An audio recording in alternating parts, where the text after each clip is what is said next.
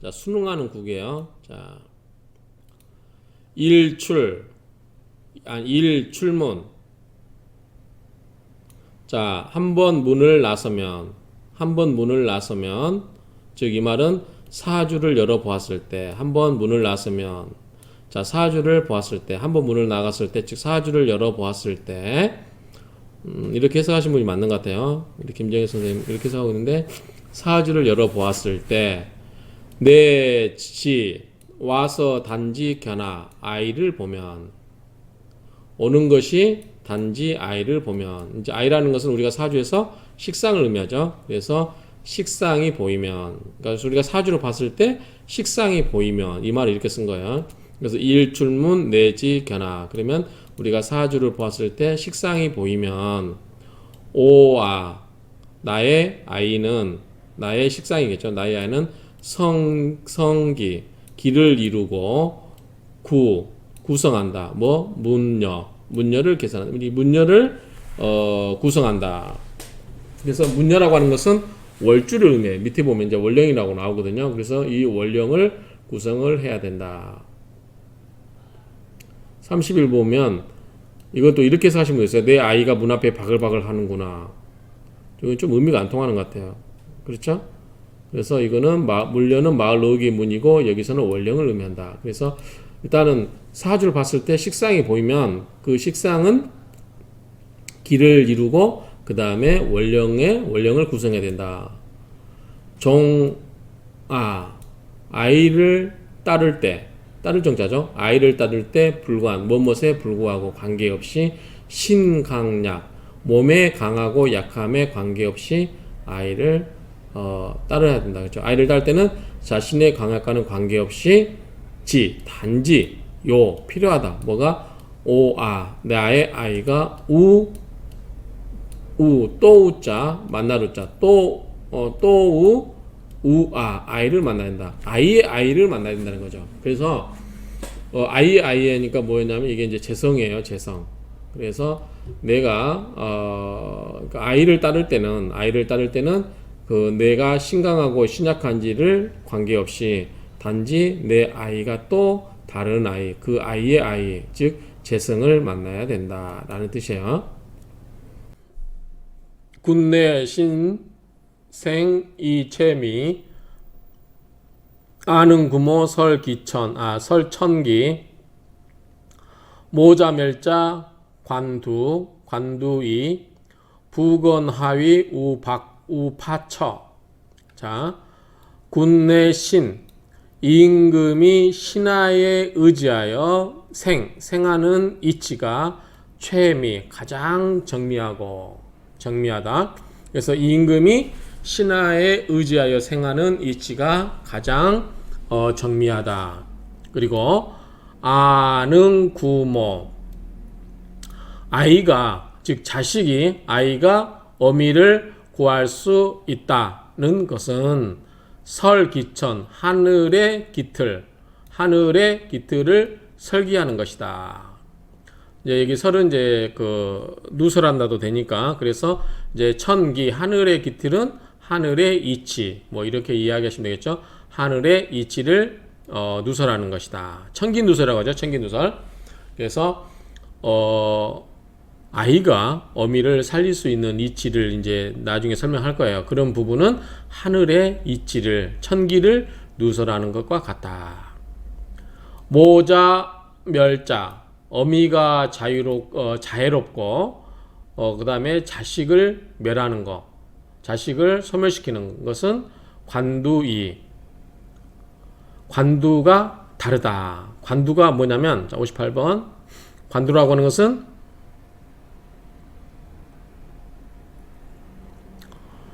중요한 기로 또는 시기, 어떤 일에 결정적인 작용하는 시기나 전환점, 중요한 기로 관두가 다르다는 것은 인수태양인데 굴레 신생과는 차이가 있다는 뜻이다. 그런 말을 합니다. 그래서 관두가 다르다는 것은 인수가 너무 태양을 해요. 그러면은 인수가 태양하는데 이게 이제 굴레 신생과는 차이가 있다는 뜻이다. 다르리 자 쓴 거는 그렇고 천기는 하늘의 기틀, 하늘의 원리, 하늘의 심오한 작용 이런 거를 의미한다고 보시면 될 것 같아요. 부, 건, 하위, 우, 파, 처. 자, 부, 건강, 그러니까 건장이죠. 건장한 남편이 건장한 남편이 하위, 어떠한 까닭에, 어떠한 이유로 우, 또 파, 처를 두려워하겠는가? 처를 두려워하는가? 그렇죠? 그래서 이렇게도 보고 또 남편이 건장하다면 어찌하여 처를 두려워하겠는가? 이렇게 해석할 수도 있고요. 그래서 이런 네 가지에 대해서 하나씩 볼 거예요. 자, 먼저 해설 보시면 군내 신생, 임금이 신하에 의지하여 생한다. 즉 군주가 신하에 의지하여 생한다는 뜻으로 인수가 태양한 경우 일주의 신하인 제가 인수를 극하여 줌으로써 일주를 돕는 격을 말한다. 그렇죠? 인수가 너무 태양하면 이제 인수가 너무 태양한 경우에 반갑지 않을 경우에 그럴 경우에 극제 내가 극을 하는 거 뭐예요? 내 신하죠. 재성이죠. 그 신하가 제극인으로 인수를 극하여 줌으로써 인수태양을 눌러주는 경우, 그래서 간접적으로 생을 받는 거, 이런 것을 굴레 신생이라 한다. 이렇게 이제 이야기하고 있습니다. 예를 들어서 가령 목 일주가 수가 범람하면 수생목으로 인생이 태양하죠. 그러면 목이 너무 이제 드세거나 수가 너무 지나치게 범람하면 나무가 둥둥 떠다니죠. 그럴 경우에 신하인 목 입장에서 목극토, 신하는 내가 다스리는 거잖아. 내가 지배하는 거죠. 내가 지배하는 건 재성이죠. 목극토, 신하인 토가 뭐예요? 토극수로 이 수 인성을 제거해줘. 제극인, 재성은 인성을 극한다. 그런 거에서 이 토극수로 물을 안정시켜 주므로 일대 군주는 자기에게 태양한 이 수의 범람을 막아줄 수 있죠. 누가? 신하가. 그래서 그 신하에 의지하여서 생을 받는다. 이런 이야기입니다. 그 다음에 아는 구모는 아이가 능히 어미를 구한다. 어미를 구할 수 있다. 자, 자식이 능히 어머니를 구한다는 뜻으로 자식인 식상이 일주를 극하는 관사를 극함으로써 일주를 구하는 격국이다. 예를 들면, 여기는 예가 없지만, 예를 들면, 자, 목이 있어요. 나를 극하는 거 뭐예요? 경금이겠죠. 간목이 경금하는 것은 칠살은 경금이죠. 그렇죠? 그런데 내 아이는 뭐예요? 내가 생해주는 거죠. 아생식. 그러면은 목생화. 화가 화극금으로 극을 해주죠. 이런 경우를 말한다고 생각하시면 돼요. 자, 모자, 멸자. 어미가 자유로운데 그게 자식을 망쳐요. 그럼 어떤 경우냐? 즉, 인성이 태양에서 일주가 오히려 훼손되는 경우를 말한다. 자, 우리 어머니는 인수죠. 어머니는 인수예요. 근데 임수가 너무 자유로워요. 모든 것을 간섭해요. 우리가 뭐라 그러죠? 마마보이라고 하죠. 마마보이. 그쵸? 마마가 엄마니까. 그쵸? 엄마가 너무 간섭을 다 해요. 다 해줘, 뭐든지. 그렇죠? 그런 경우는 뭐다? 마마보이. 그러면 마마보이는 여자들이 싫어하죠. 그래서 자식을 망치는 게 된다. 그래서 모든 것을 엄마가 다 해주려고 한다. 요즘 세태가 그렇죠. 아이가 적다 보니까. 그래서 자식을 다 너무 지나치게 모든 걸 해주려고 그러면 안 된다는 거예요. 그게 오히려 자식을 망친다. 모자, 멸자. 자, 부건, 파처. 자, 이거는 남편이 건장한데도 아내를 두려워해요. 뭐 가끔 매 맞는 남편. 그래서 남편이 건강하나 처를 두려워한다는 것인데, 이는 일주가 건강하면 재성을 두려워하지 않으나 두려워하지 않는 죄가 나를 극하는 관사를 생각하기 때문에 두려워한다는 의미다. 자, 무슨 말이냐면 간목 입장에서 내가 극하는 건 뭐예요? 내가 왕이에요. 목이 아주 힘이 세요. 그러면 목극토죠. 그렇죠? 토가 재성이에요. 그게 이제 부인이란 말이에요. 그런데 토는 나를 안 두려워해요. 근데 그 토가 재생관, 토가 생해주는 관그가 나를 극하죠. 그러니까 이 토가 재성을 생해줘서 그 재성이 그러니까 관성을 생해줘서 관성이 나를 극하는 경우가 두려운 거죠. 건장함에도 불구하고. 그래서 칠살이 나를 공격할 때 그 재성이 관사를 생해줘서 그렇게 나를 극하는 경우가 이 부건 파처, 이런 현상으로 이해하시면 될 것 같아요. 싸움이 일어나고 있는 구이죠. 자, 천전유자가 지전급여화. 천간에 있어서 전쟁, 천간에 있어서 싸움은 오히려 스스로 가능하다. 지전, 지지의 싸움은 급하다. 뭐처럼? 여화, 불처럼 급하다. 그러니까 천간의 싸움은 오히려 원래 가능하지만 지지의 싸움은 급하기가 불과 같다. 합, 유의, 불의, 합다, 불이귀. 자, 합, 유의. 합에는 유의, 마땅한 것도 있고 불의, 마땅하지 않은 것도 있다. 즉 합이라는 것은 반드시 좋은 것만 아니고 좋은 경우도 있고 좋지 않은 경우도 있다. 그런 얘기죠. 합다, 불이귀. 합이 많은 것은 기이함이 되지 못한다. 즉 아름답지 못한다. 뭐 좋지 않다. 그렇게 해석하면 될 것 같아요. 합이 많은 것은 좋지 않다. 이렇게 그냥 정리하면 될 것 같습니다. 우리가 일반적으로 실관할 때도 합이 많으면 그 사람이 이제 그 뭐죠? 합이 많으면 좀 그 사람이 좀 기가 얇다. 그리고 또 뭐 여러 가지 여러 가지 안 좋은 상황에 많이 유혹을 당할 수도 있다. 이런 이야기를 많이 하죠. 군 불가항야. 임금에게는 항거하죠. 항거. 대항하는 거죠. 항거하는 것이 불가한 것이다. 그죠? 임금에게는 불가항야라. 임금에게는 대항할 수가 없다. 귀함은 어디에 있다. 뭐다? 손상, 위를 손해를 보고, 즉 위를 드러내고 이 이카 아래에게 더해 주는 거. 그러니까 위에서 드러내서 아래에 보태주는 게 있다. 그러니까 군이 임금은 한 명이고 신하들은 많잖아요. 그렇죠? 그러니까 이 임금의 것을 좀 드러내서 아래 거를 좀 보태준다. 그 말이죠. 그러면은 뭐예요? 우리가 말하는 설기시키는 거죠. 설기. 신상. 신하, 신불가 과야라. 신은 이제 지나갈 과자인데 정도로 말할 때는 지나침이 있는 걸 말하죠. 그래서 신하는 지나침이 있어서는 안 된다. 귀함은 손하 아래를 드러내어서 이 익상 위를 보태주는 데 있다. 그래서 신하는 지나침이 있어서 안 되느니 귀함은 아래를 드러내어 이를 보태주는 데 있다. 알다. 자모 자애로운 어머니 휼고. 자, 궁휼히 여기다 할 때 휼자예요. 궁휼히 여기다.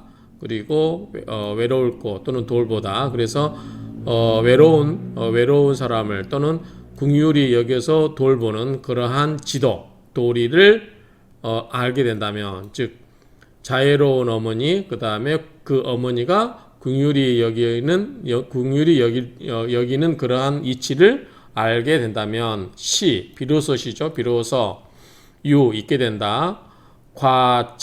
이게 과치가 오이과자 북치예요. 오이과자 북치. 그래서 이게 이제 구루과리로 열린 작은 오이라고 사전에는 돼 있어요. 과치가. 그런데 이 과치가 중국어로 꾸아디에 해가지고 작은 열매. 특히 이 치는 작은 열매인데 자손을 가리킨다라고 중국어 사전에 돼 있습니다. 자손을 가리킨다. 그래서 비로소 이 자손에게, 즉 후손에게 무강. 자, 무강은 보면 자 직영강자예요. 무강은 얼마 또는 어디까지라고 정함이 없음, 한이 없음 이런 말이에요. 그러니까 어떤 그 지경이 없다. 그러니까 끝이 없다, 한이 없다 이런 말인데, 이 말은 중국어에 무궁하고 똑같다 이렇게 같이 돼 있습니다. 중국 사전에. 그래서 끝이 없다, 한계가 없다. 그러한 경사가 있을 것이다. 자, 정리를 해보면 자애로운 어머니, 그리고 궁휼히 여기는 그러한 이치, 그러한 도리를 알게 되면 비로소 그 후손, 그러니까 이제 과치는 후손이라고 번역을 할게요. 후손에게 끝없는 그러한 경사가 있을 것이다. 그렇죠? 그러니까 어머니의 자애로움과 그 다음에 궁휼히 여기는 그러한 이치를 알게 되면 그러한 후손에게 끝없는 그러한 경사가 있을 것이다. 이렇게 정리할 수 있겠습니다. 알다. 효자, 봉친. 효자가 봉친, 부모를 봉양하는 거죠. 봉양하는 그러한 방법을 알면. 자, 효자가 부모를 봉양하는 방법을 알면 시 비로소 여기 이제 이길 극자인데 뭐 이루어낸다 뭐 그런 여러 가지 의미가 있는 것 같아요. 이루어내다 능력이 있다 이런 말로. 그래서 이루어낸다 비로소 이루어낸다 뭐를 해. 요건 이제 우리가 해자가 화할 해자예요. 화할 해자. 그러니까 화목한다 뭐 여러 가지 그러한 화목함을 이루어내고 또 뭐예요? 이룬다는 거죠. 만든다, 이룬다. 뭘? 큰 순응함, 크게 순응하는 그러한 분위기죠. 그렇게 크게 순응하는 바람을 이루어낼 수 있다. 이렇게 정리가 됩니다. 요 해를 해화해가지고 조화 식자의 품이 있고 점자는 좋고 이렇게 풀고 또 대순지풍을 천리를 어기지 않는 자연스러운 기풍으로 설명하는 견해가 있습니다. 근데 이렇게 갖다 이 말을 붙이면 해석이 될 건지 한번 볼 필요는 있는 것 같아요. 그러면 자 이대로 해석한다면 효자가 부모를 봉양하는 방법을 안다면 비로소 그 식자의 품이 있고 점잖은 족구를 이겨내고 그 다음에 천리를 어기지 않는 자연스러운 기풍으로 기풍을 이룰 수 있다.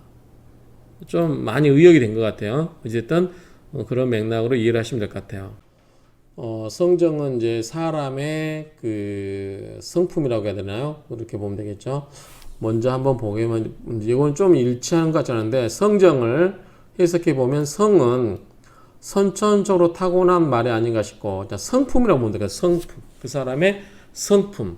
그 다음에 정은 환경에 따라서 반응을 보이는 감정을 두고 하는 말이 아닌가 싶기도 하고 여기까지는 그래도 좀 이해는 돼요. 여기까지는 뭐 그럴듯해요. 그런데 또 다시 생각해보면 성은 이성적인 사고력을 두고 하는 말이고 정은 감정적인 행동을 두고 하는 말인가 싶기도 하다 이렇게 되는데 이 부분은 좀 생각이 다를 수 있을 것 같아요. 이 부분은 좀 생각이 다를 수 있을 것 같아요. 어쨌든 성정은 그냥 우리가 사람의 그 타고난 그 마음의 그 어떤 그 상태 이런 거라고 표현하면 어떨까 싶어요. 자, 한번 보겠습니다. 성정.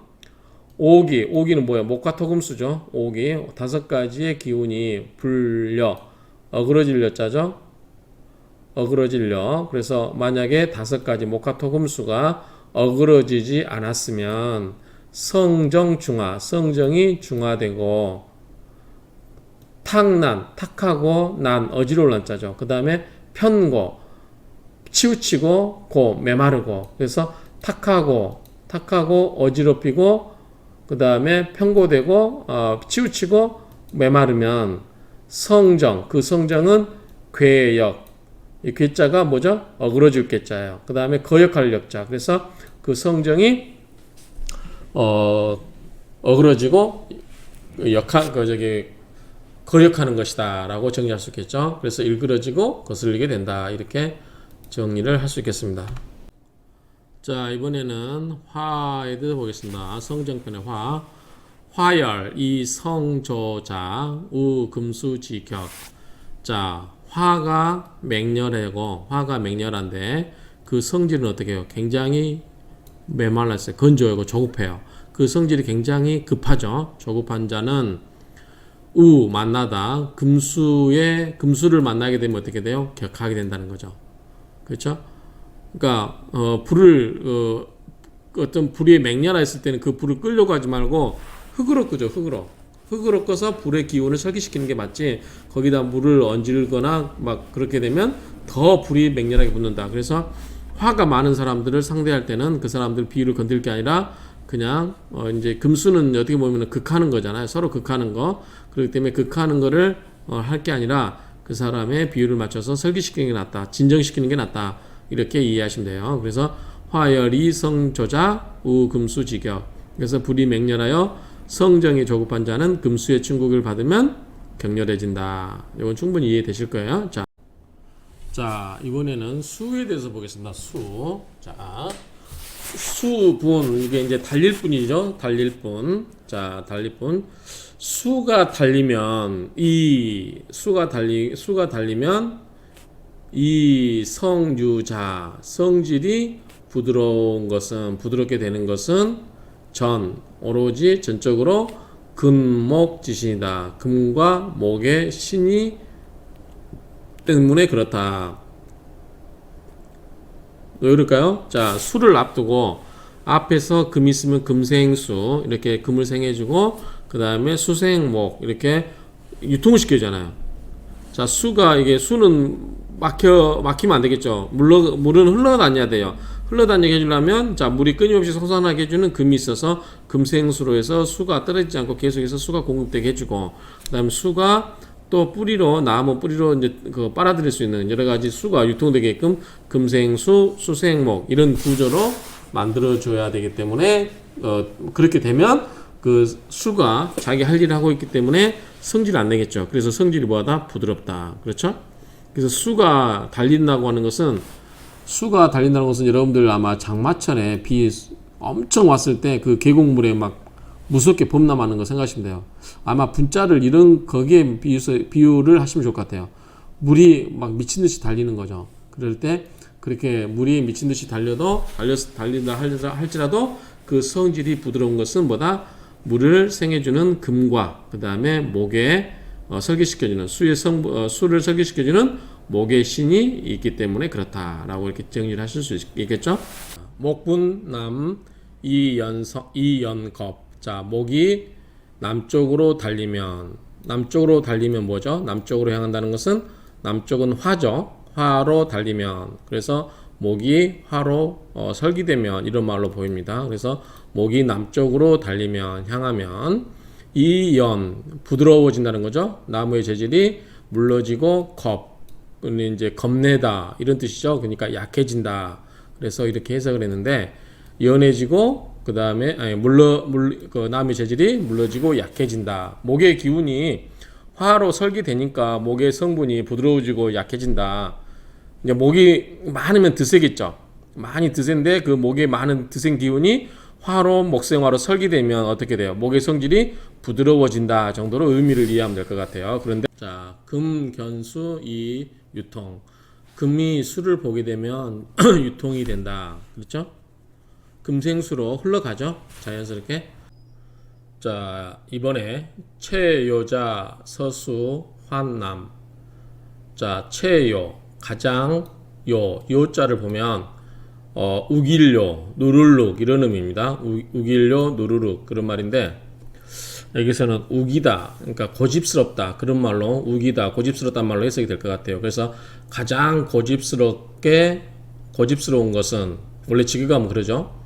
그래서 원래 여기서 지금 성정을 이야기하고 있으니까 그 사람의 성정이 고집스러운 것은 뭐냐면 서수니까 이 서는 이제 금을 말하겠죠. 서쪽이니까 금수가 또는 금의 수가 나무로 가기 때문에 그렇다. 이 나무로 가는 건 뭐예요? 화죠. 그래서 금수가 화의 방향으로 가게 되면 고집스럽다라는 뜻으로 이렇게 해석이 됩니다. 그런데 이제 좀 더 해석을 더 정확하게 하게 더 좀 의미가 통하게 해석하시는 책이 있어서 소개를 했는데 이렇게 보면 성정이 가장 고집스럽게 비뚤어지는 까닭은 그래가지고 김정혜 선생님의 3인공적 거기서 이렇게 번역된 책에서 이렇게 해서 저도 좀 인용을 해봤습니다. 그래서 원래대로 하면 가장 고집스러운 것은 가장 우기는 것은 서쪽에 있는 수가 남으로 향하기 때문에 그렇다. 이렇게 직역을 하면 그렇게 해석할 수 있겠습니다. 자, 이번에는 지강자 동화전북. 자, 지극히 강하게 되는 것은 이제 굳셀강인데 이것은 성격을 이야기하기 때문에 성정을 이야기하기 때문에 강폭해지는 거 뭐 이런 의미로 보면 될 것 같아요. 강폭 난폭해지는 거 강하게 난폭해지는 것은 동이면 목이죠. 목화가 동화가 뭐래요? 봄의 불이 북으로 전환되기 때문에 그러다. 수는 뭐죠? 이거는 수죠. 그래서 이거는 다른 말로 풀었으면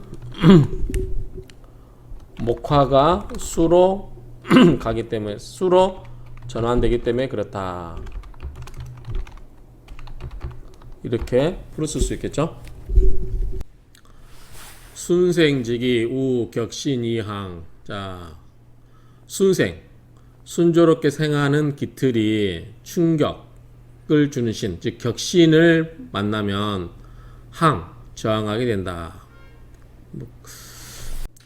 자, 이번에는 역생지서. 앞에서는 순생지기였죠. 순생의 기틀이었는데 이번에는 역생, 거꾸로 생하는, 역으로 생하는 그러한 경우에 어떻게 된가? 역생지서, 역생, 거꾸로 생하는 역으로의 생함의 그가 지서, 순서대로 차례대로 이루어지면 한신을 보게 되면 이광, 미친다. 그래서 역으로 차례대로 이루어진 경우에는 한신을 만나게 되면 몹시 미쳐 날뛰게 된다. 사납게 된다. 그 말이죠. 사납게. 자, 이번에는 양명우금 울이다번. 자, 양명이 뭔지 모르겠어요. 근데 밑에 나옵니다. 양명이 금을 만나면 울이죠. 우울할 때 울이 다번, 우울해지고 범인이 많아진다. 자, 양명이 금을 만나게 되면 성격이 우울함이 생기고 그 다음에 범인이 많게 된다. 양명은 주로 이제 불이겠죠. 화겠죠. 양명이니까. 양이 보통 태양을 또 의미하잖아요. 그렇죠? 그래서 화가 금을 만나면 너글너글해지는데 왜 우울해지고 범인이 많아질까요? 한번 보겠습니다. 자, 이번에는 음탁장화 호의다체. 음습하고 탁한 곳에 화가 숨어 있으면 그 쌓여 있죠. 쌓여서 그리고 체함이 많다. 즉 막힘이 많다라는 뜻입니다. 자, 양인국 보겠습니다. 양인국 전즉 령위 약즉 곡사 상관격 청즉 겸화 탁즉 강맹 용신다자 성정불상 시지고자 호두삼이. 이게 이제 그냥 여러 가지 내용들을 마지막으로 정리를 해둔 것 같아요. 한꺼번에 여러 가지를 하나에 묶어가지고 내용을 하고 있기 때문에 한번 볼게요. 자, 양인은 아시죠? 양인국에서는 싸우게 되는 싸움이 일어나면 이게 이제 여기 보시면 쾌활령 뭐 여러 가지 나오죠. 우리 이제 살행한다 할 때 자, 맹일이 위험을 떨치고, 그렇죠? 위험을 떨치게 되고, 약하게 되면 곡사가 이제 곡자가 보면 골짜기 고개 산골짜기고, 그런데 이 곡사가 이를 두려워한다. 이 두려워한다는 뜻으로 쓰인 것 같아요. 사자, 일사자니까 이를 두려워한다. 산골짜기 곡자인데 왜 이걸 두려워한다로 쓰인지 제가 잘 모르겠어요. 그래서 다른 책들 보니까 다 두려워한다고 하고 있어요. 양인이라고 하는 것은 일간에하고 같은 그런 거죠. 그러면 굉장히 만약에 싸우게 되면 전투적으로 싸워서 위험을 떨치겠지만 약하게 되면 그 일 자체를 두려워한다. 산골짜기의 일이다. 일을 산골짜기에서 한다.